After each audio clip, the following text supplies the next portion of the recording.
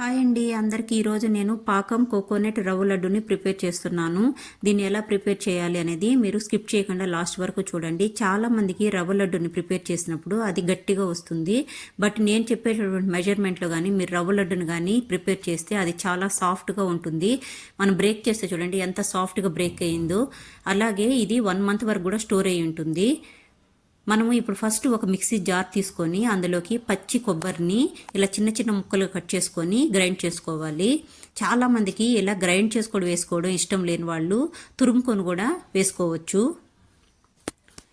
ఇప్పుడు నాకు మిక్సీ అయిపోయినటువంటి ఈ కోకోనట్ పౌడర్ నేను వేరే బౌల్లోకి తీసేసుకున్నాను. ఇప్పుడు స్టవ్ మీద ఒక ప్యాన్ పెట్టుకొని అది హీట్ అయిన తర్వాత అందులోకి కొద్దిగా నేను గీని యాడ్ చేశాను. ఇప్పుడు గీ అనేది మనకు హీట్ అయిపోయింది. ఇందులోకి నేను కాజుని వేసుకొని గోల్డెన్ బ్రౌన్ కలర్ వచ్చేంత వరకు దాన్ని ఫ్రై చేసుకున్నా.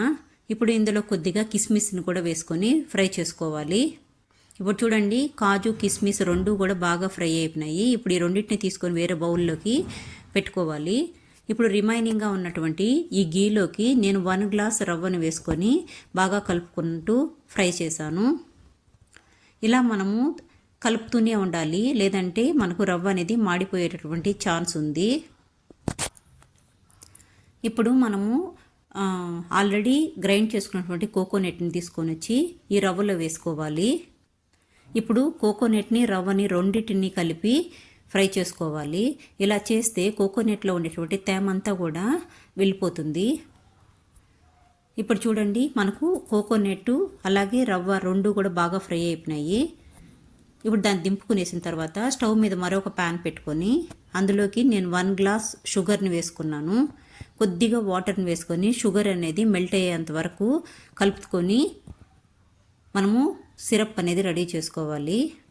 చూడండి నాకు షుగర్ సిరప్ అనేది రెడీ అయిపోయింది. మనం టచ్ చేసినప్పుడు అది మనకు కానీ జిగటగా వస్తూ ఉంటే మనకు షుగర్ సిరప్ అనేది రెడీ అయిపోయినట్టు. ఇప్పుడు ఇందులోకి నేను ఆల్రెడీ ఫ్రై చేసుకున్నటువంటి రవ్వను తీసుకొని వచ్చి ఇందులో వేసుకొని కలుపుకోవాలి. ఇప్పుడు మనము ఇందులో రవ్వ వేసేసిన తర్వాత దీన్ని ఇలా కలుపుతూనే ఉండాలి, లేదంటే మనకు రవ్వ అనేది గడ్డగట్టేదానికి ఛాన్స్ ఉంది. ఇలా మనం కలుపుతుంటే ఇప్పుడు మనకి ఇది చూడడానికి కొద్దిగా లిక్విడ్ లాగా అనిపిస్తూ ఉంది కదండి, లిక్విడ్ ఫామ్లో. బట్ మనకు ఇది ఇలాగే మనము మంటని సిమ్లో పెట్టేసి కలుపుతూ ఉంటే మనకు అది రవ్వ అనేది గట్టిపడిపోతుంది. ఇప్పుడు నేను ఆల్రెడీ రోస్ట్ చేసి పెట్టుకున్నటువంటి కాజుని అలాగే కిస్మిస్ని తెచ్చి వేసుకునేసాను. దీంతోపాటు ఇలాచీ పౌడర్ని కూడా కొద్దిగా వేసుకోవాలి. ఇప్పుడు దీని అంతటిని మనం చూడండి కలుపుతుంటే చూసారా మనకు రవ్వ అనేది గట్టిపడిపోయింది. ఇప్పుడు మనం స్టవ్ ఆఫ్ చేసుకొని ఒక 10 మినిట్స్ దీన్ని కూల్ చేసుకోవాలి. తర్వాత మనము కొద్దిగా తీసుకొని బాల్స్ లాగా రెడీ చేసుకోవాలి. ఇప్పుడు చూడండి నాకు ఉన్నటువంటి కంప్లీట్గా నేను రవ్వ లడ్డూల్ని ప్రిపేర్ చేసేసుకున్నాను. చాలా బాగుంటాయి, మీరు కూడా ట్రై చేయండి. అలాగే ఎక్కువ రోజులు కూడా స్టోర్ అయ్యి ఉంటాయి. Thanks for watching.